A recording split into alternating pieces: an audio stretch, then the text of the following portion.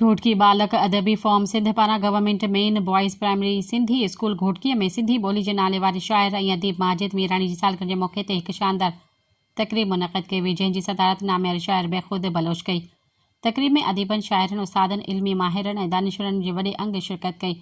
शिरकत कंदड़नि में बेख़ुद बलोच, अब्दुल हई भुट्टो, सिकंदर मक्सी, इमदाद जसकानी, अरशद लखन, सैयद अब्दुल जब्बार शाह, बुखारी, अब्दुल मन्नान बिल्लो, एजाज़ अहमद चाचड़, कोड़ो खान मलक, नसीर अहमद कोरी, अब्दुल हमीद भुट्टो, लाला जमालुद्दीन पठान, सैयद ज़हूर अहमद शाह, सफ़दर अली कलवड़ ऐं ॿिया शामिल हुआ। शिरकत कंदड़ गॾिजी सिंधी ॿोलीअ जे हसास ऐं ख़ूबसूरत शाइर माजिद मीरानी जे सालगिरह जो केक काटियो।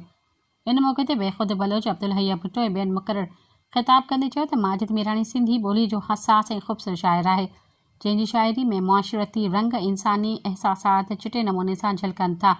मुक़ररनि वधीक चयो त माजिद मीरानी न सिर्फ़ तख़लीक़ी मैदान में नुमाया ख़िदमतूं सर अंजाम ॾिनियूं आहिनि, पर सिंधी अदबी संगत ज़िले घोटकी जी राब्ता सेक्रेटरी जी हैसियत में ज़िले जी अदबी शाख़नि खे फ़आल करण में अहम किरदारु अदा कयो आहे।